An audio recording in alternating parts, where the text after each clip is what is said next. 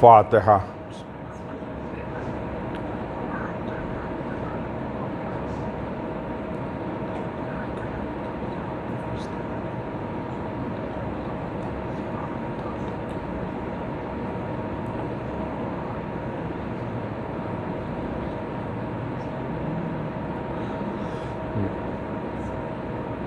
لا حول ولا قوة الا باللہ العلی العظیم۔ اعوذ باللہ من الشیطان اللعین الرجیم۔ بسم اللہ الرحمن الرحیم۔ الحمد للہ رب العالمین، نحمدہ علی نعمہ ونستعینہ علی طاعتہ، وَنُؤْمِنُ بِهِ حَقًّا وَنَتَوَكَّلُ عَلَيْهِ صِدْقًا، وَنَشْهَدُ أَنْ لَا إِلَهَ إِلَّا اللَّهُ وَحْدَهُ لَا شَرِيكَ لَهُ كَلِمَةً جَعَلَ الْإِخْلَاصَ تَأْوِيلَهَا وَزَمَّنَ فِي الْقُلُوبِ مَوْصُولَهَا وَأَنَارَ فِي الْفِكْرِ مَعْقُولَهَا الممتنع عن الابصار رؤيته ومن الالسنة صفته ومن الاوهام كيفيته، ثم الصلاة والسلام والتحية والاكرام على اشرف الخلق سيد المرسلين بالقاسم المصطفى محمد وآله الطيبين الطاهرين، وَلَعْنَةُ اللَّهِ عَلَىٰ أَعْدَائِهِمْ أَجْمَعِينَ من يومنا هذا إلى قيام يوم الدين وبعد يوم الدين، أما بعد. بسم الله الرحمن الرحيم. أتأمرون الناس بالبر وتنسون أنفسكم وأنتم تتلون الكتاب أفلا تعقلون. صلوات محمد وآل محمد پر. اس مجلس کی قبولیت اور امام زمانہ کی خوشنودی کے لیے بآواز بلند نعرے صلوات پڑھیں۔ اللہم صلی علی محمد وآل محمد۔ جنود عقل اور جہل، یعنی عقل اور جہل کے سپاہی فوجی، اس عنوان سے آج ہماری گفتگو اپنے دوسرے مرحلے میں داخل ہو رہی ہے۔ سورہ بقرہ کی آیت نمبر 44 جس کی تلاوت کا شرف حاصل کیا گیا۔ جی ہلکا سے پانی گر رہا ہے آپ کو؟ نہیں کچھ نہیں۔ صلوات پر محمد و آل محمد پر۔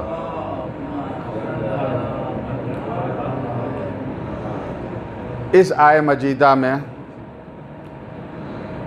ارشاد ہوا آتامرون الناس بالبر، کیا تم لوگوں کو نیکیوں کا حکم دیتے ہو، آرڈر کرتے ہو، وَتَنْسَوْنَ أَنفُسَكُمْ، مگر اپنے آپ کو بھول جاتے ہو، وَأَنْتُمْ تَتْلُونَ الْكِتَابَ، حالانکہ تم کتاب کی تلاوت بھی کرتے ہو، پڑھتے بھی ہو کتاب خدا کو، أَفَلَا تَعْقِلُونَ، کیا تمہارے پاس عقل نہیں ہے، کیا تم عقل سے کام نہیں لیتے؟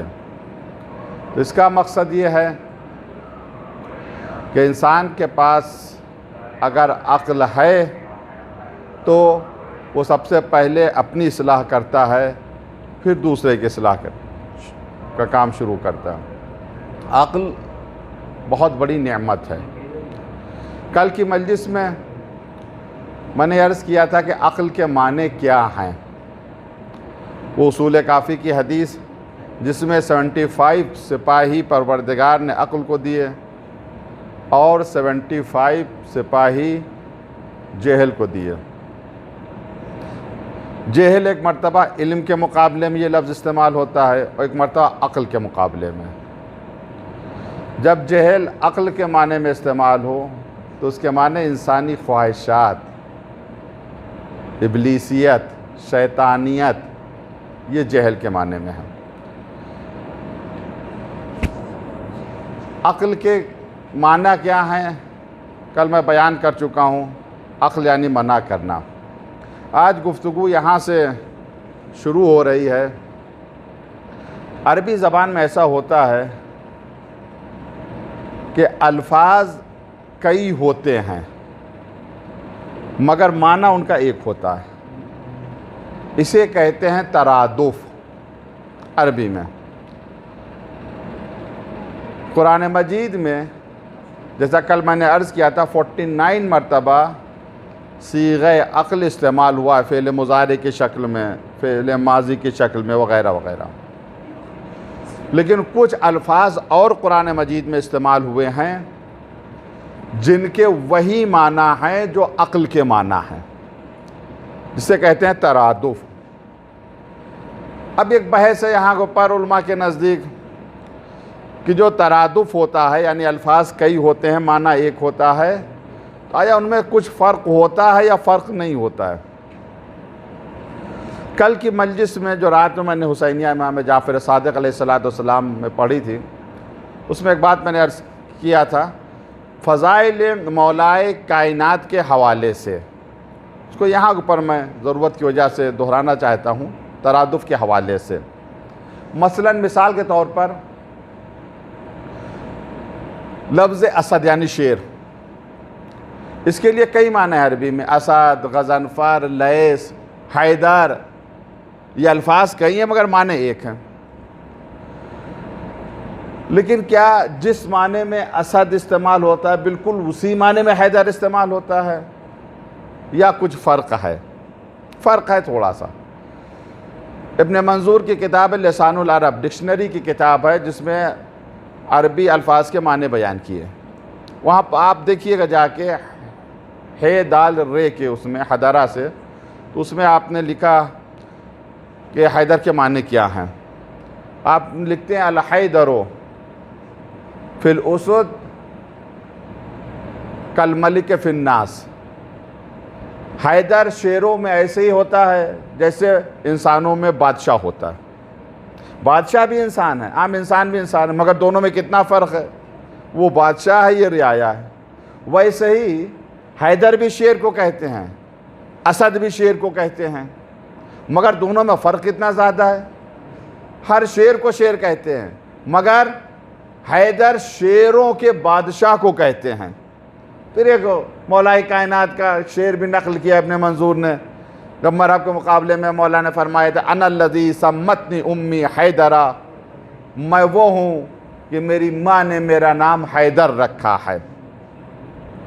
تو بہرحال یہ ترادف ہے۔ اب آئیے دیکھیں عقل جس کے معنی من کے ہیں، امساک کے، میں نے کل حدیث بھی پیغمبر اسلام کی پیش کی تھی آپ کے سامنے۔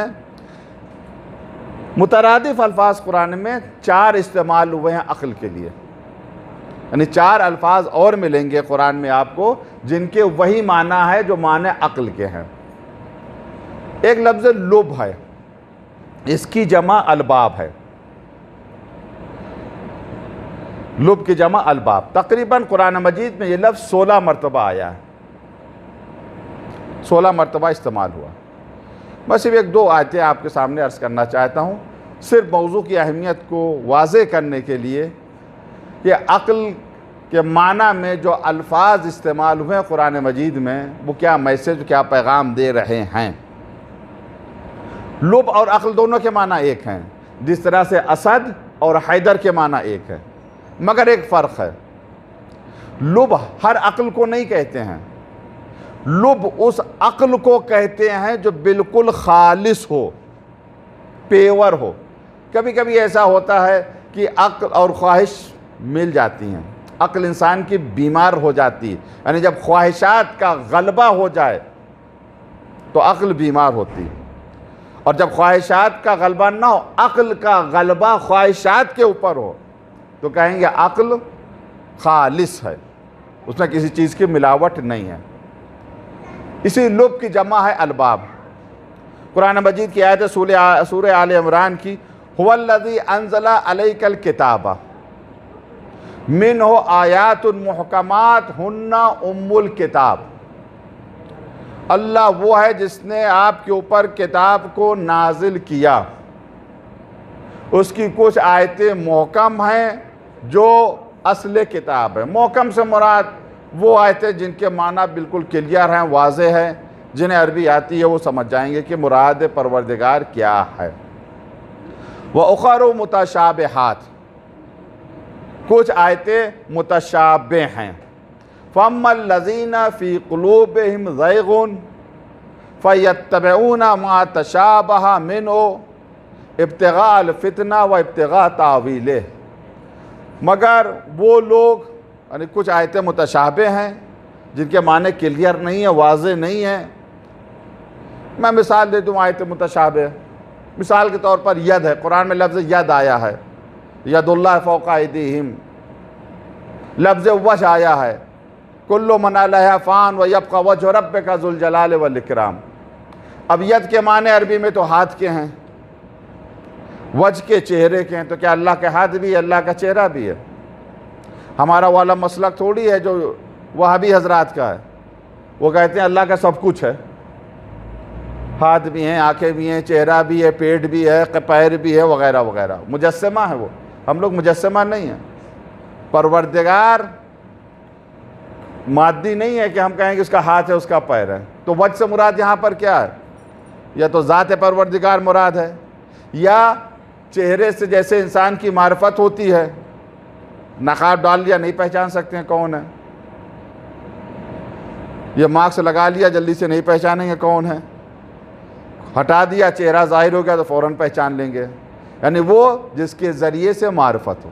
کل من علیہا فان، یعنی سب کچھ فنا ہو جائے گا مگر اللہ کی معرفت کا وسیلہ ہمیشہ باقی رہے گا، اور وہ اہل بیت علیہ السلام۔ اسی وجہ روایات میں آیا نحن وجہ اللہ، ہم اللہ کے چہرے ہیں۔ تو بہرحال یہ آیتیں متشابہ کہلاتی ہے۔ جن کے دلوں میں کجی ہے، ٹیڑھے ہیں، وہ آیت متشابہ کے پیچھے پڑ جاتے ہیں، منمانی تعویل کرنے کے لیے، فتنہ پیدا کرنے کے لیے۔ قرآن کہہ رہا ہے وَمَا يَعْلَمُ تَعْوِيلَهُ إِلَّا اللَّهُ وَالرَّاسِخُونَ فِي الْعِلْمِ، تعویل کا علم صرف اللہ کے پاس ہے، یا وہ جو علم میں بالکل پکے ہیں، ڈوبے ہوئے ہیں، سراپا جو علم ہیں۔ یقولون، یہ لوگ کہتے ہیں، کیا کہتے ہیں؟ کل من عند اللہ، جو کچھ ہے سب ہمارے اللہ کی طرف سے ہے، کل من عند ربنا، جو ہے سب ہمارے رب کی طرف سے ہے، یعنی آیت محکم بھی ہمارے رب کی طرف سے، آیت متشابہ بھی ہمارے رب کی طرف سے۔ یہاں تک تو آیت۔ اب اس کے بعد جو موضوع سے ہمارا مربوط ہے وہ آخری جملہ ہے وَمَا يَذَكَّرُ إِلَّا أُولُو الْأَلْبَابِ، لب کی جمع ہے الباب، اس بات کو یاد نہیں رکھتے مگر وہی جن کے پاس عقل ہے۔ کیا مقصد؟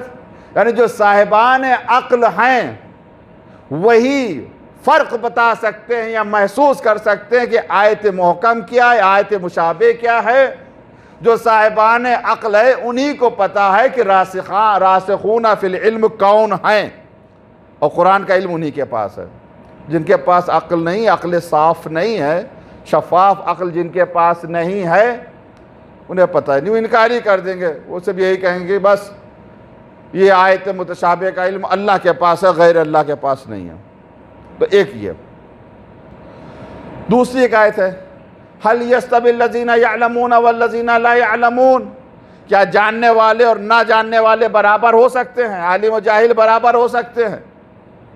انما يتذکر اولو الالباب، نصیحت حاصل کرتے ہیں، یاد رکھتے ہیں کون؟ جو صاحبان عقل ہیں۔ تو اس کا مقصد یہ ہے کہ جن کے پاس عقل ہے، اب وہ 16 کی 16 آیتیں نہیں عرض کرنی ہے ورنہ ہمارا موضوع جو ہے وہ پورا تو ایسے بھی نہیں ہو پائے گا، کیونکہ 75 سپاہی تو نہیں عرض کر پائیں گے، لیکن بہت ہی کم ہو جائے گا۔ اس وجہ سے آپ حضرات بہرحال اہل علم بھی ہیں، قرآن مجید طرف مراجعہ کریں، دیکھیں اس میں قرآن مجید میں کہ لب کہاں کہاں استعمال ہوا ہے، الباب، اور کیا میسج ہے اس میں۔ دوسرا لفظ جو عقل کے معنی میں وہ ہے نہا، نہیں کی جمع نہا۔ یہ قرآن مجید میں 2 مرتبہ یہ لفظ آیا ہے۔ پہلی مرتبہ سورہ طٰہٰ میں آیت نمبر 128 ارشاد ہوا افلم یہدی لہم کم اہلکنا قبلہم من القرون، کیا ان کی ہدایت کے لیے یہ بات کافی نہیں ہے؟ قرآن کہہ رہا ہدایت، کیا ان لوگوں کی ہدایت کے لیے باعث ہدایت ہو جائے یہ بات کافی نہیں ہے کیا کہ ہم نے کم اہلکنا قبلہم من القرون، اس سے پہلے کتنے لوگوں کو ہم نے ہلاک کر دیا۔ فی مساکنہم، ان کے مساکن میں. کیا مقصد؟ نہ جانے اس سرزمین پر آج سے 100 سال پہلے، 200 سال پہلے، 400 سال پہلے، 500 سال پہلے کون رہ رہا ہو، ہمیں نہیں پتا. کتنے لوگوں کو پروردگار نے ہلاک کیا اور اس کی جگہ دوسری قوموں کو بسایا اس بستی میں. تو کیا یہ باعث ہدایت نہیں یہ بات؟ یعنی کیا اس میں اللہ کی نشانی نہیں؟ تم عبرت حاصل کرو کہ جس شہر میں آج تم زندگی گزار رہے ہو، تم سے پہلے نہ جانے کتنی قوموں نے وہاں زندگی گزاری تھی. کیا ان کا حشر ہوا؟ نافرمانیوں کی سزا پروردگار نے ان کو کیا دی؟ اس پر غور کرو تو اس سے تمہیں ہدایت مل جائے گی. اس کے بعد قرآن نے کیا کہا؟ اِنَّا فِي ذَلِكَ لَآيَاتٍ لِأُولِي النُّہَىٰ. اس میں آیات ہیں، نشانیاں ہیں، علامت ہے. کس کے لیے؟ صاحبان عقل کے لیے.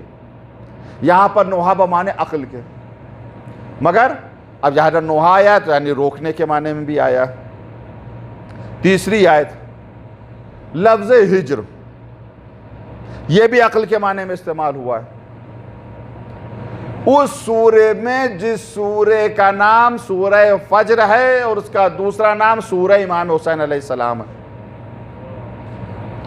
اور اس سورے کے لیے کہا گیا امام جعفر صادق علیہ السلام. صلی اللہ علیہ محمد وآل محمد. کہا جاتا ہے کہ صلوات دھیمے نہیں پڑھنا چاہیے. صلی اللہ علیہ محمد وآل محمد. آپ فرماتے ہیں اقرؤ، پڑھو اس سورے کو اپنی واجب نمازوں میں، اپنی مستحب نمازوں میں. یہ اور بات ہے کہ ہم لوگوں نے 2 ہی 4-5 سورے یاد کر لی ہیں، وہی واجب نماز میں پڑھتے ہیں جا کر. اگر سورہ فجر پڑھنا شروع کر دے تو میرے خیال سے پیچھے سے سب چلے ہی جائیں. چھٹے امام کریں اقرؤ، پڑھو اپنی واجب نماز میں، مستحب نماز میں سورہ فجر کو. کیا فائدہ ہوگا؟ نہیں ہمیشہ پڑھ سکتے ہیں، کم سے کم مہینے میں یا ہفتے میں 1 مرتبہ تو پڑھنا. کیا فائدہ ہوگا؟ پڑھو سورے کو. فائدہ اس کا یہ ہوگا کہ تم روز محشر امام حسین علیہ السلام کے ساتھ محشور کیے جاؤ گے، اٹھائے جاؤ گے امام. آخری آیت ہے سورہ فجر کی، یا ایھا النفس المطمئنہ ارجعی الی ربک راضیۃ مرضیہ فادخلی فی عبادی وادخلی جنتی. مصداق کامل اس آیت کے امام حسین علیہ السلام ہے. اب اس سورے کی ابتدا دیکھیے. بسم اللہ الرحمن الرحیم. والفجر ولیال العشر والشفع والوتر. فجر کی قسم، 10 راتوں کی قسم، شفع کی قسم و وتر کی قسم. واللیل اذا یسر، رات کی قسم جب وہ چلتی ہے. حل فی ذلک قسم لذی حجر، کیا یہ ایسی چیزیں نہیں ہیں کہ جن کی قسم کھائی جائے؟ یعنی کیا یہ چیزیں لائق قسم نہیں ہیں؟ حل فی ذلک قسم لذی حجر. ہجر کہتے ہیں قسم کو، عقل کو. ہجر کے معنی عقل کے. حجر کہتے ہیں پتھر کو، ہجر کہتے ہیں عقل کو. کتنا معمولی سا فرق ہے، صرف زیر و زبر کا، فتح و کسرے. ہجر یعنی عقل. اب اس کو عقل کو کیوں ہجر کہتے ہیں؟ کچھ نہ کوئی تو مناسبت پائی گئی. حجر اور ہجر میں کوئی نہ کوئی تو مناسبت ہے، پتھر میں اور عقل میں. وہ مناسبت کیا علماء نے ذکر کیا. پہلے زمانے میں ایسا ہوتا تھا، جو بنجر زمینیں ہوتی تھیں ان کا مالک کوئی نہیں ہوتا تھا. ہمارے یہاں امام ان کا مالک ہے، لیکن شرعی اعتبار سے بنجر زمین پر جو قبضہ کر لے وہ اس کا مالک ہے. وہ کیسے پہلے قبضہ کرتے تھے؟ تو پتھر لگا دیتے تھے، گھیر لیتے تھے، پتھر لگا دیتے تھے. تو جو پتھر لگا دے تو پتھر لوگوں کو منع کرتا تھا کہ اب اس زمین پر تصرف نہیں کر سکتے ہو، یہ کسی کی ملکیت میں آ چکی ہے. منع کرتا تھا پتھر. زمین بنجر ہے، کوئی بھی آ سکتا ہے، کوئی بھی استعمال کر سکتا ہے، لیکن اگر پتھر سے گھیر دیا گیا زمین کو تو اب ہر آدمی استعمال نہیں کر سکتا. یہ پتھر منع کریں گے، اس کا مالک کوئی اور ہے. ہجر یعنی عقل، یعنی منع کرنے والی، خواہشات کو روک دیتی ہے عقل، اسی وجہ سے ہجر کہتے ہیں. اور اس میں ایک مضبوطی بھی پائی جاتی ہے، جیسا پتھر مضبوط ہوتا ہے، عقل ضعیف بھی ہوتی ہے اور مضبوط بھی ہوتی ہے۔ اب یہاں کے اوپر ایک میسج ہے، غور کریں میرے عزیزو۔ پروردگار نے قسم کھائی، والفجر والیال العشر، صبح کی قسم اور 10 راتوں کی قسم۔ یہ صبح کون سی ہے؟ یہ 10 راتیں کون سی ہیں؟ یہ شف کیا ہے؟ یہ وتر کیا ہے؟ اب مؤلف نے، مصنف نے، مفسر نے اپنی اپنی رائے لکھی ہیں۔ کسی نے کہا یہ 10 راتیں ماہ مبارک رمضان کی ہیں، کسی نے کہا ذی الحجہ کی ہیں۔ مگر ایک بات قابل غور ہے میرے عزیزو، فجر کی قسم پہلے کھائی ہے، 10 راتوں کی قسم بعد میں کھائی ہے۔ حالانکہ ہوتا یہ ہے، پہلے رات آتی ہے پھر صبح آتی ہے، مگر یہ صبح اتنی عظیم ہے کہ پہلے پروردگار نے صبح کی قسم کھائی ہے، پھر 10 راتوں کی قسم کھائی ہے۔ صبح کہتے کسے ہیں؟ فجر کہتے کسے ہیں؟ لغت میں فجر کے معنی کیا ہیں؟ فجر کے ایک معنی ہے چیر دینے کے، فجر کے ایک معنی ہے پھاڑ دینے کے، شگاف کرنے کے۔ صبح کو اس وجہ سے فجر کہتے ہیں کہ رات کے اندھیرے کو چیر دیتی ہے۔ توجہ چاہ رہا ہوں، صبح کو اس وجہ سے فجر کہتے ہیں کہ رات کا جو اندھیرا ہے اس اندھیرے کو چیر دیتی ہے، اجالے کو لے آتی ہے۔ رات کا اندھیرا اس کی تشبیہ ہے، ایک اندھیرا رات کا ہوتا ہے، ایک اندھیرا گمراہی کا ہوتا ہے، ایک اندھیرا گمراہی کا ایسا اندھیرا کچھ نہیں دکھائی دیتا ہے۔ اس اندھیرے میں پوری تاریخ میں صرف ایک صبح نظر آئے گی جس نے اس گمراہی کے اندھیرے کو چیر دیا، وہ صبح عاشور کی صبح ہے۔ عاشور کی صبح جس نے اس گمراہی کے، پورے عالم اسلام میں گمراہی چھا چکی تھی، کسی کو حق نظر نہیں آ رہا تھا۔ عاشور کی صبح نے گمراہی کے سینے کو چیر کے ہدایت کے سورج کو روشن کر دیا، جو آج تک روشن ہے اور صبح قیامت تک روشن رہے گا۔ اسی وجہ سے اتنا عظیم ہے، والفجر والیال العشر، فجر کی قسم اور 10 راتوں کی قسم۔ اچھا، یہ ایسی چیزیں ہیں جو لائق قسم ہیں، مگر کس کے لیے لائق قسم ہیں؟ حل فی ذالک قسم لذی حجر، یعنی جس کے پاس عقل ہے، یعنی جن کی عقل مضبوط ہے وہی حقیقت فجر کو بھی سمجھ سکتے ہیں، وہی 10 راتوں کی حقیقت کو بھی سمجھ سکتے ہیں۔ ضعیف عقل والوں کی سمجھ میں نہ کربلا آئے گی نہ صبح کربلا آئے گی۔ صلوات علی محمد و آل محمد۔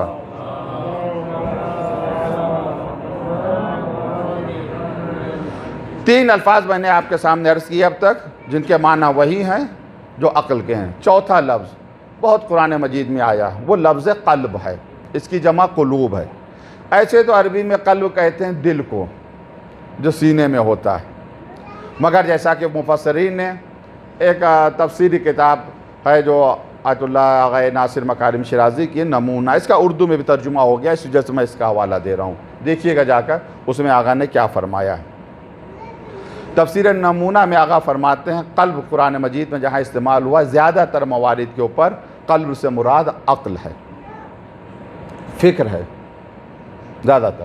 میں صرف 2 آیتیں آپ کے سامنے عرض کروں گا، سے آپ خود ہی آپ نتیجہ نکالیے گا اور فیصلہ کیجیے گا کہ قلب جو قرآن میں آیا ہے وہ عقل کے معنی میں ہے یا نہیں ہے۔ سورہ حج کی آیت نمبر 46، افلم یسیروا فی الارض فتکون لہم، کیا یہ زمین کی سیر کے لیے نہیں نکلتے ہیں؟ یعنی اللہ کا حکم ہے زمین کی سیر کرو، سیروا فی الارض، جاؤ دیکھو زمین پہ کیا ہو رہا ہے، ایک جگہ نہ بیٹھے رہو۔ یہ اور بات ہے کہ کورونا کی وجہ سے آج انسان ایک جگہ بیٹھا ہوا ہے، مگر حکم تو یہی سیروا فی الارض، زمین کی سیر کرو، دیکھو جا کر۔ افلم یسیروا فی الارض فتکون لہم قلوب، تو بس ان کے لیے قلب ہوں، قلوب قلب کی جمع، یعقلون بہا، جس سے یہ سمجھیں، او آذان یسمعون بہا، کان ہو جس سے یہ سنیں۔ فإنها لا تعمى الأبصار ولكن تعمى القلوب التي في الصدور، آنکھیں اندھی نہیں ہوتی حقیقت میں وہ دل اندھا ہوتا جو سینے میں ہو۔ یہاں پر قلب و معنی عقل ہے۔ بعض لوگوں نے قلب اور عقل کو اس طرح سے بیان کیا ہے، دونوں میں جو رابطہ بیان کیا وہ یہ ظرف اور مظروف کا۔ کیا مقصد؟ جس طرح سے گلاس، یہ ہے ظرف، اس کے اندر جو پانی ہے اسے کہیں گے مظروف، وہی علاقہ ہے۔ لیکن حقیقت میں قلب مترادف ہے قرآن مجید میں عقل کا۔ دوسری آیت اس سے اور مطلب واضح اور روشن ہو رہا ہے، یہ آیت ہے سورہ اعراف کی آیت نمبر 179، وَلَقَدْ ذَرَأْنَا لِجَهَنَّمَ كَثِيرًا مِنَ الْجِنِّ وَالْإِنسِ، ہم نے گویا جہنم کے لیے بہت سے زیادہ جنات اور انسانوں کو پیدا کیا۔ حالانکہ حقیقت میں پروردگار نے جنات اور انسان کو اپنی عبادت کے لیے پیدا کیا۔ وَمَا خَلَقْتُ الْجِنَّ وَالْإِنسَ إِلَّا لِيَعْبُدُونَ، ہم نے جنات اور انسان کو نہیں پیدا کیا مگر اس وجہ سے کہ میری عبادت کریں، اس وجہ صرف اپنی عبادت کے لیے۔ مگر قرآن کی یہ آیت کہہ رہی ہے لَقَدْ ذَرَأْنَا لِجَهَنَّمَ، ہم نے گویا پیدا ہی کیا جہنم کے لیے بہت سے جناتوں کو، بہت سے انسانوں کو پیدا کیا عبادت کے لیے۔ اگر عبادت کو انسان چھوڑ دے گا تو ظاہر سی بات ہے جہنمی بن جائے گا۔ لَهُمْ قُلُوبٌ لَا يَعْقِلُونَ بِهَا، ان کے پاس دل ہیں مگر اس سے سمجھتے نہیں ہیں۔ وَلَهُمْ أَعْيُنٌ لَا يُبْصِرُونَ بِهَا، آنکھیں ہیں مگر دیکھتے نہیں۔ وَلَهُمْ آذَانٌ لَا يَسْمَعُونَ بِهَا، آنکھیں ہیں مگر دیکھتے نہیں، کان ہیں مگر سنتے نہیں۔ أُولَئِكَ كَالْأَنْعَامِ، یہ لوگ جانور کی طرح ہیں، جانور ہیں یہ لوگ، بل ہم اضل، بلکہ جانور سے بدتر ہیں۔ أُولَئِكَ هُمُ الْغَافِلُونَ، یہ لوگ غفلت میں ہیں۔ اب یہاں پر دیکھیں قلب سے عقل، خلاصہ کرام یہ عقل کے معنی منع کرنے کے لیے پیغمبر اسلام حضرت محمد مصطفیٰ صلی اللہ علیہ وسلم، آپ کی حدیث میں نے عرض کیا تھا جب کسی نے پوچھا تھا کہ عقل کیا ہے پیغمبر اسلام سے ایک صاحب کتاب نے، تو آپ نے کہا تھا العقل من العقال، عقل عقال سے، یعنی وہ رسی جو اونٹ کے پیر میں باندھ دی جاتی ہے، سرکش اونٹ کے پیر میں تاکہ اونٹ بھاگنے نہ پائے، اس کو عقال کہتے ہیں۔ اسی طریقے سے عقل ایک رسی کی طرح ہے جس میں انسان اپنی حیوانیت کو باندھ دیتا ہے۔ اگر حیوانیت آزاد ہو جائے، آج جو مشکل ہے سماج میں، جو فساد ہے، وہ اس وجہ سے کہ سرکش حیوانیت آزاد ہے، تبھی ہر طرف ظلم ہو رہا ہے۔ ایسا ظلم ہو رہا ہے کہ انسان تصور کرتا ہے تو لرز جاتا ہے۔ جو بے دین ہیں، ظلم کر رہے ہیں، کتنے سنگ دل ہیں یہ۔ کورونا وائرس کی وجہ سے دیکھیں آپ، غریب لوگ کتنا پریشان ہے، مزدور طبقہ کتنا پریشان ہے، اس کی کسی کو فکر نہیں ہے۔ اس موقع پر بھی سنگ دل لوگ اس موقع سے بھی فائدہ اٹھا رہے ہیں اور ظلم کر رہے ہیں۔ کیوں؟ کس وجہ سے؟ عقل نہیں ہے، حیوانیت آزاد ہے۔ پیغمبر نے فرمایا کہ جب تک تمہاری حیوانیت مقید نہیں ہوگی تم عدل و انصاف نہیں کر سکتے، ظلم کرتے رہو گے۔ آج اسلام کے دشمن کیوں ہیں لوگ؟ اسلام حقیقی کے دشمن کیوں ہیں لوگ؟ کس وجہ سے؟ اس وجہ سے اسلام حقیقی، مسلمان بھی دشمن ہے اسلام حقیقی کے، اکثر مسلمان دشمن ہیں، زبان سے نہیں کہہ سکتے ہم اسلام کے دشمن ہیں، یہ اکثر بادشاہ، حاکم، یہ دشمن ہے اسلام کے، حقیقی اسلام کے۔ کیوں؟ کیونکہ اسلام انہیں عدل و انصاف کا راستہ دکھاتا ہے۔ اسلام کہتا ہے کہ تم اپنی خواہشات کو قید کر لو، یہ آزاد رہنا چاہتے ہیں، قید ہونے نہیں چاہتے ہیں۔ لیکن یاد رکھو جس طرح شرکس جانور جب آزاد رہتا ہے دوسروں کو بھی نقصان پہنچاتا ہے، اور ایک دن وہ بھی ایسے گڈھے میں گرتا ہے کہ پھر اس سے نکل نہیں پاتا، وہیں تڑپ تڑپ کر مر جاتا ہے۔ جتنا تم ظلم کر رہے ہو، جتنی تمہاری حیوانیت آزاد ہے، آج تم دوسروں کو نقصان پہنچا رہے ہو، کل ایک دن آئے گا تم ایسے گڈھے میں گرو گے کہ تڑپ تڑپ کر مرو گے، کوئی تمہارے نکالنے والا نہیں ہوگا۔ قید کرو اپنی حیوانیت کو۔ کیسے قید؟ عقل اپنی استعمال کرو۔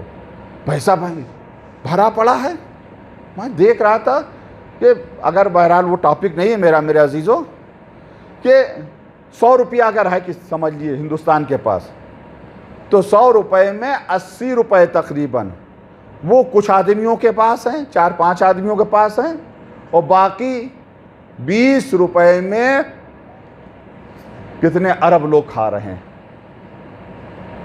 کیا کرو گے اتنا پیسہ لے کے؟ 4 روٹی سے 40 روٹی تو نہیں کھا سکتے۔ ایک وقت میں تو ایک ہی گاڑی پہ بیٹھو گے، تم 50 گاڑی خرید لو، اتنا بڑا گھر بنا لو کہ اس میں 800 روم ہو، مگر سو گے تو ایک ہی روم میں، 800 روم میں تو ایک ساتھ نہیں۔ کیا تمہاری خواہش ہے جو آزاد ہو گئی؟ اور یہ کبھی ختم نہیں ہوگی، تمہیں ہلاک کر دے گی۔ اگر ہلاکت سے بچنا ہے تو اپنی خواہش کو عقل کے ذریعے سے باندھ دو، تم بھی آرام میں رہو گے اور بھی لوگ آرام میں رہیں گے۔ صلوات علی محمد و آل محمد پر۔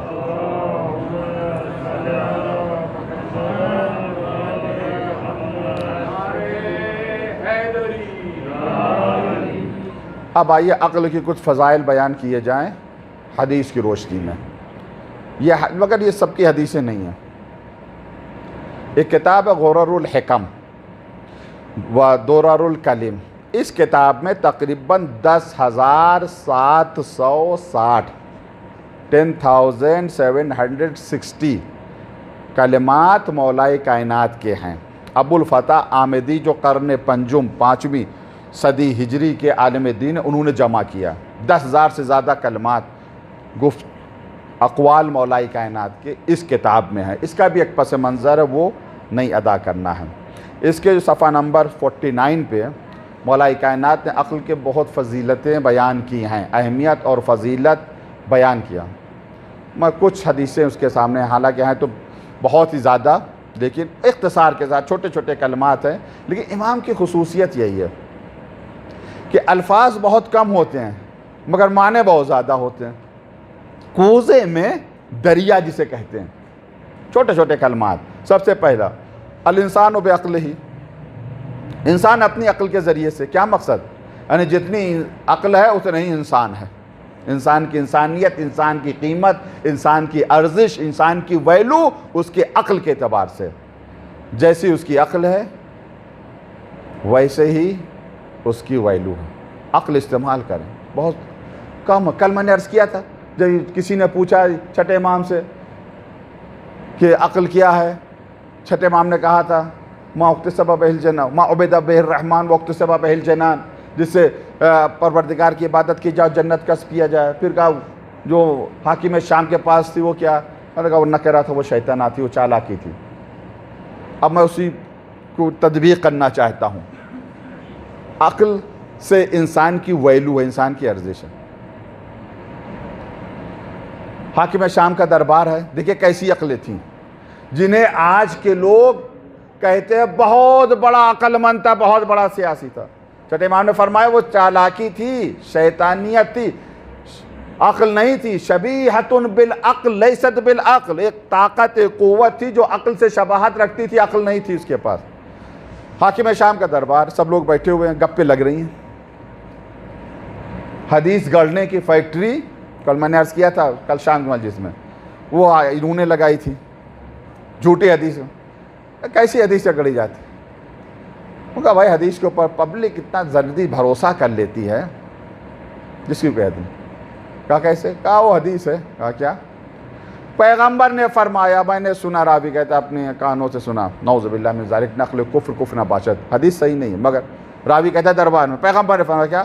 جو شخص اپنی زبان سے اپنی ناک کو چاٹے اس پر جنت واجب۔ جتنے سے شروع ہو گئے۔ یہ جسے دنیا عقلمند کہتی تھی اس نے ابا لی، اور کون ادھر منہ کر کے اس نے بھی شروع کیا۔ تو حدیث گڑھنے والا کہتا ہے کہ امیر آپ کیا کر رہے ہیں، آپ کو تو پتہ جھوٹی حدیث ہے۔ کہتا ہے شاید سچ ہو تو اس سے سستی جنت کہاں مل سکتی ہے؟ کیا عقل نہیں ہے میرے عزیزوں؟ اب ویلو سمجھ لیں، انسان کی عزت اس کی عقل کے اعتبار سے ہوتی ہے۔ دوسرا قول مولائے کائنات کا، العقل رسول الحق، عقل حق کا رسول ہے، حق کا سفیر ہے، حق کا ایمبیسڈر ہے۔ ان اللہ حق المبین، اللہ حق مبین ہے، حق اللہ ہے، حق اہل بیت ہیں، علی ما الحق والحق ما علی، علی حق کے ساتھ ہے، حق علی کے ساتھ ہے، یہ سب حق ہے۔ ان کا جو رسول ہے اس کا نام عقل ہے۔ اسی وجہ سے کہنے والے نے بڑی اچھی بات کہی کہ دو چیزیں تو ایک ساتھ جمع نہیں ہو سکتی، جیسے نقیضین، نقیضان لا یجتمعان معا ولا، ایک ساتھ جمع نہیں ہو سکتی، نہ ارتفاع ہو سکتا، ضد نہیں جمع ہو سکتی ایک ساتھ۔ بہت اچھی بات کہی کسی نے، دو چیزیں ایک ساتھ جمع نہیں ہو سکتی ہیں، کون سی؟ بغض مولائے کائنات اور عقل، دونوں ایک جگہ جمع ہی نہیں ہو سکتی ہیں۔ اگر بغض ہے تو عقل نہیں، اگر عقل ہے تو بغض نہیں۔ صلوات محمد و آل محمد پر۔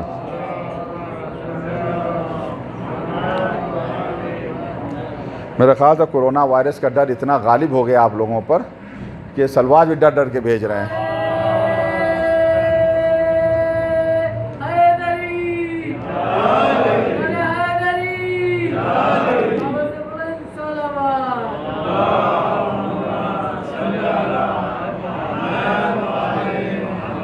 اب وقت زیادہ نہیں بچا میرے عزیزو، ابھی مصائب بھی پڑھنے ہیں، جلدی سے میں گفتگو کو پورا کرنا چاہتا ہوں. مولا فرماتے ہیں العقل صدیق مقطوع، عقل صدیق یعنی دوست، مقطوع قط سے، قط یعنی یقینی، یعنی تمہارا سچا اور یقینی دوست اگر ہے تو تمہاری عقل ہے. عقل سے بڑھ کر کوئی دوست نہیں. دوستی کیا، برا وقت آیا، دوست نے دھوکہ دے دیا. تو یہ دوست تو دھوکہ دے سکتے ہیں مگر عقل تمہاری ایسی دوست ہے جو کبھی دھوکہ نہیں دے گی. اس وجہ سے ضروری ہے کہ اپنی عقل کو آمادہ رکھو، قوی کرو، فوجیوں کو تیار رکھو. العقل حسام قاطع، عقل تلوار ہے. کیسی تلوار ہے؟ حسام تو کہتے ہی کاٹنے والی تلوار کو، مگر قاطع اس کی صفت آ گئی، یعنی زبردست کاٹنے والی تلوار. کسے کاٹتی ہے عقل؟ عقل مصیبتوں کا سر کاٹتی ہے، پریشانیوں کا سر کاٹتی ہے، شر کا سر کاٹتی ہے. عقل ہے تو عقلی سے انسان بچتا ہے، عقلی سے انسان راستہ تلاش کرتا ہے منزل تک پہنچنے کے لیے. پھر مولا فرماتے ہیں العقل ثوب جدید لا یبلا، عقل ایسا نیا کپڑا ہے جو کبھی پرانا نہیں ہوتا، ہمیشہ نیا رہتا ہے. عداوت العاقل خیر من صداقت الجاہل، یہ جملہ مولا کائنات کا بہت ہی قیمتی ہے. ہر جملہ مولا کا قیمتی ہے مگر یہ بہت ہی قیمتی ہے. مولا فرماتے ہیں عداوت العاقل خیر من صداقت الجاہل، عقل مند کی دشمنی بہتر ہے جاہل کی دوستی سے. جاہل کی دوستی خطرناک ہے، اس سے بہتر یہ ہے کہ عقل مند کو اپنا دشمن بناؤ. یعنی اگر دشمن بھی بناؤ تو اپنے عقل مند کو بناؤ. پھر فرماتا ہے الدین لا یصلح الا العقل، دین کی اصلاح نہیں ہو سکتی مگر صرف عقل سے. یعنی دین بھی آپ کا صحیح نہیں رہ سکتا اگر عقل نہ ہو. عقل ہے تو دین میں اصلاح ہوگی. علی قدر العقل یکون الدین، جتنی عقل ہے اتنا ہی دین ہوگا. اور میں کل عرض کر چکا ہوں واقعہ کہ جتنا عقل ہے اسی اعتبار سے پروردگار ثواب بھی دے گا. ثواب کمیت عمل کے اعتبار سے نہیں ہے، کیفیت عمل کے اعتبار سے ہے. جتنا انسان کے پاس عقل ہے اسی کے اعتبار سے اتنا ہی دین ہے. پھر اس کے بعد اب وقت نہیں میرے عزیزوں، مجھے ابھی فضائل بھی پڑھنے ہیں. انشاءاللہ اگر زندگی رہی تو گفتگو کا سلسلہ جاری رہے گا. فضیلت عقل، پھر اس کے بعد ہم انشاءاللہ سپاہیوں کا ذکر کریں گے. جیسا کہ چھٹے امام نے فرمایا کہ پروردگار نے عقل کو پیدا کیا، عقل کو پیدا کرنے کے بعد 75 75 جند سپاہی جو ہے وہ عقل کو دیے، جہل کو پیدا کیا، اور 75 سپاہی جہل کو دیے. چھٹے امام فرماتے ہیں اعرف الحق و جندو، عقل کو پہچانو، اس کے فوجیوں کو پہچانو، جہل کو پہچانو، اس کے فوجیوں کو پہچانو، تہتدو، تمہیں ہدایت مل جائے گی. کل سے انشاءاللہ سپاہیوں کا تذکرہ شروع ہوگا. یہ عقل ہے جس کی وجہ سے انسان بہت ہی زیادہ قیمتی ہو جاتا ہے. عقلی سے انسان کو حق نظر آتا ہے اور باطل نظر آتا ہے. میں نے عرض کیا تھا عقل، اس کے مقابلے میں جہل، ربط مصائب کے لیے عرض کر رہا ہوں. عقل کے مقابلے میں جہل آیا. جہل کبھی علم کے مقابلے میں آتا ہے، کبھی عقل کے مقابلے میں. لیکن عقل کے مقابلے میں آئے تو جہل کے معنی خواہش جو انسان کی ہوتی ہے، شہوت جو انسان کے اندر پائی جاتی ہے، یہ ہے عقل کے مقابلے میں. دونوں میں جب ٹکراؤ ہو، اگر عقل غالب آ جائے خواہش کے اوپر تو انسان کامیاب ہے، نجات یافتہ، دیندار. لیکن اگر ٹکراؤ ہو، خواہش عقل کے اوپر غالب آ جائے تو انسان ناکامیاب، ہلاک ہو گیا. نمونہ، مثال، ثبوت، دلیل جو بھی کہیں وہ کربلا ہے. امام حسین راستے میں ہیں، حر کا پیاسا لشکر ملا، پانی پلایا. جب امام حسین اس منزل سے چلنے لگتے ہیں، حر روک رہا ہے، لجام فرس پر اس نے ہاتھ ڈال دیا، حور نے لجام فرس کے اوپر ہاتھ ڈال دیا. امام حسین کیا فرماتے ہیں؟ حور سکلت امک، تیری ماں تیرے ماتم میں بیٹھے. عجیب جملہ ہے امام حسین علیہ السلام کا. حور تیری ماں تیرے ماتم میں بیٹھے. سخت جملہ ہے، بہت سخت جملہ. کیوں امام حسین علیہ السلام نے جملہ کہا میں عرض نہیں کروں گا، اس کا بھی ایک ریزن، اس کا ایک سبب. لیکن جب یہ جملہ کہا تو حور نے کیا جواب دیا؟ غور کریں جناب حور کے جواب پہ. کیا جواب دیا حور نے؟ لو کان غیرک من العرب، اگر آپ کے علاوہ کوئی اور عرب یہ جملہ کہتا کائنن من کان، کوئی بھی ہوتا تب میں اسے جواب دیتا، مگر میں آپ کی ماں کا تذکرہ خیر کے علاوہ کچھ نہیں کر سکتا. اب آپ دیکھیں عقل اور خواہش، عقل اور جہل. جب امام حسین علیہ السلام نے کہا سکلت امک، تو کیا اسے غصہ نہیں آیا ہوگا؟ خواہش نفس بیدار نہیں ہوئی ہوگی؟ جواب دینے کا دل نہیں چاہا ہوگا؟ دل تو کہہ رہا ہے کہ جواب دو، جس طرح سے کہنے والے نے کہا سکلت امک، تم بھی کہہ دو. مگر عقل ہے، عقل اور خواہش میں، عقل اور جہل میں ٹکراؤ ہو رہا ہے. جہل کہہ رہا ہے، خواہش کہہ رہی ہے جواب دو، عقل کہہ رہی ہے تھوڑا سوچ لو کون کہہ رہا ہے. یہ وہ کہہ رہا ہے کہ جس کی ماں کی شان میں آئے تطہیر نازل ہوئی. یہ وہ کہہ رہا ہے جس کی ماں کی شان میں آئے معدت ہے. عام شخص نہیں کہہ رہا. اگر جواب دیا تو ہلاک ہو جاؤ گے. حور کی عقل خواہش کے اوپر غالب ہو گئی، اسی وجہ سے آج حور علیہ السلام بن گئے. جناب حور کو اسی وجہ سے کامیابی مل گئی کہ عقل غالب آ گئی، خواہشات کے اوپر عقل غالب آ گئی. ہاں عزادارو، آج محرم کی 2 تاریخ ہے. یہ قافلہ کربلا پہنچا. میں عرض کروں گا کہ جب پہنچا معتبر مقاتل میں، ابھی مخلف نے ورود امام حسین کا تذکرہ کس طریقے سے کیا ہے. مگر میرے عزیزوں، میں ایک بات آپ سے عرض کرنا چاہتا ہوں. یہ ایام عزا، یہ محرم، اس سال کی عزاداری کچھ جدا ہے، کیونکہ کورونا کی وجہ سے ہم اس طریقے سے عزاداری نہیں کر پا رہے ہیں جس طریقے سے ہمیشہ کرتے تھے. مگر یاد رکھیے میرے عزیزوں کہ عزاداری جو ہم کر رہے ہیں اس کا اجر تو جناب سیدہ دیں گی، اللہ دے گی، اس میں ذرہ برابر شک نہیں. اور ایک بات میں عرض کرنا چاہتا ہوں، محبت اور مؤدت، اس میں ایک فرق ہے. فرق یہ ہے کہ مؤدت 2 طرفہ ہوتی ہے، یعنی آپ جس سے کر رہے ہیں وہ بھی آپ سے کرے. جتنی محبت آپ امام حسین سے کرتے ہیں اس سے کہیں زیادہ امام حسین اپنے چاہنے والے سے محبت کرتے ہیں، کہیں زیادہ. ذرا باتوں کا خیال رکھتے ہیں، چھوٹی چھوٹی باتوں کا خیال رکھتے ہیں.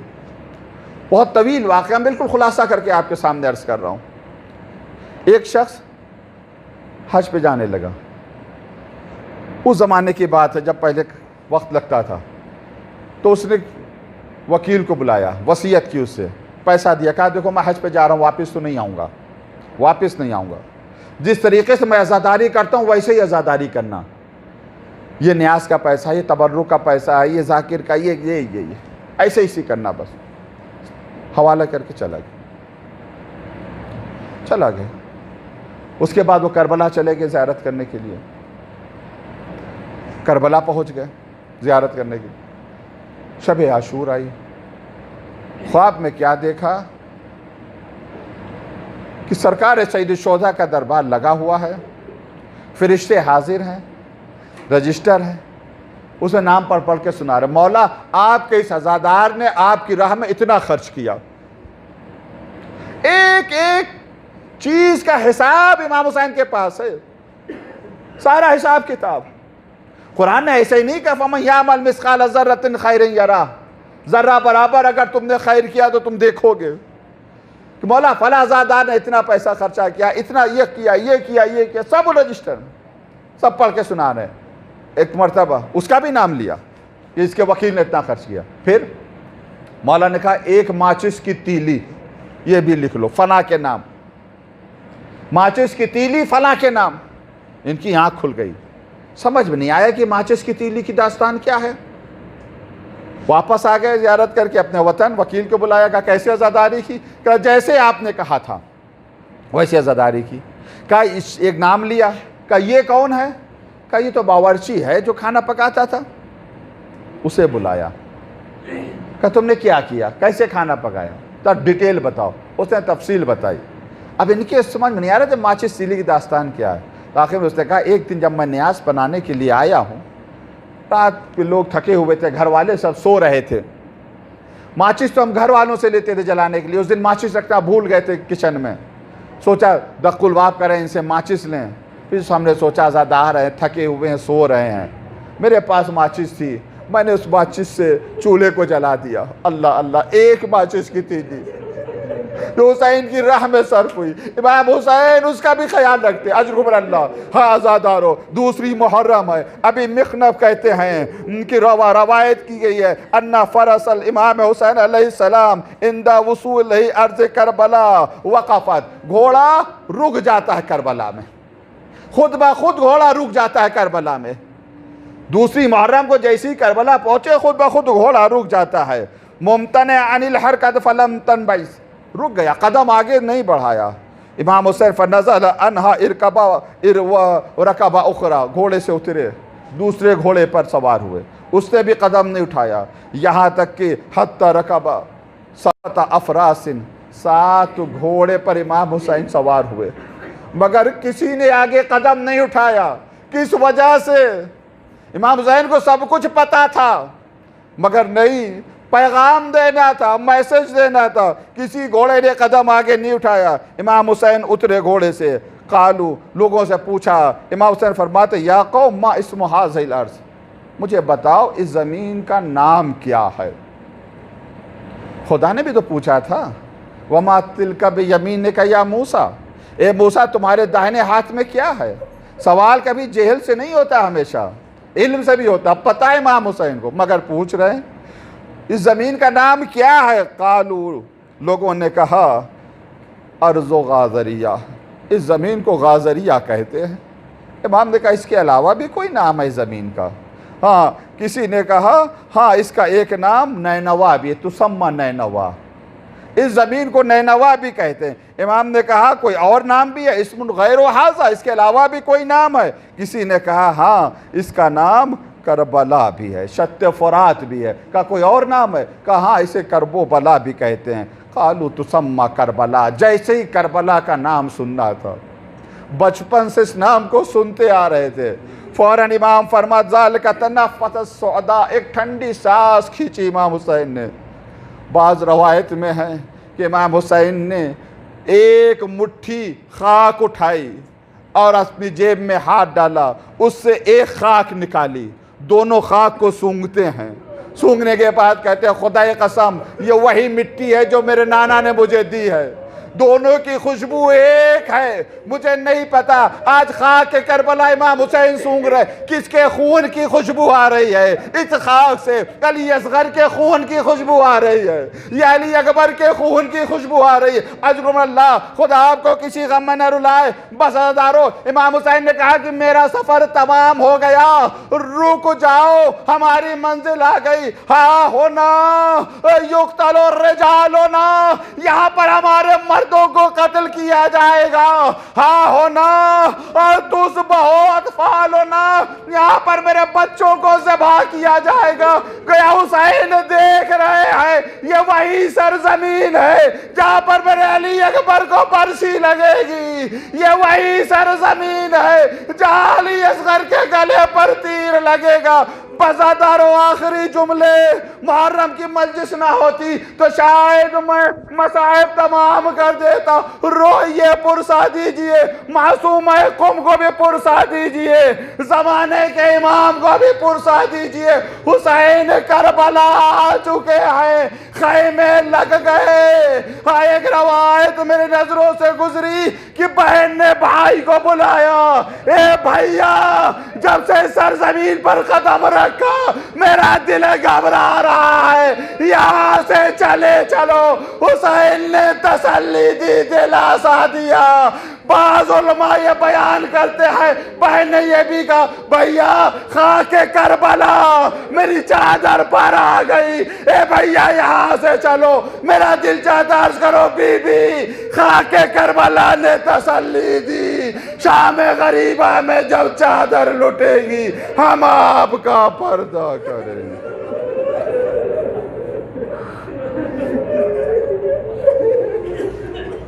سَيَعْلَمُ الَّذِينَ ظَلَمُوا يَوْمَ الْقِيَامَةِ ماتم حسین۔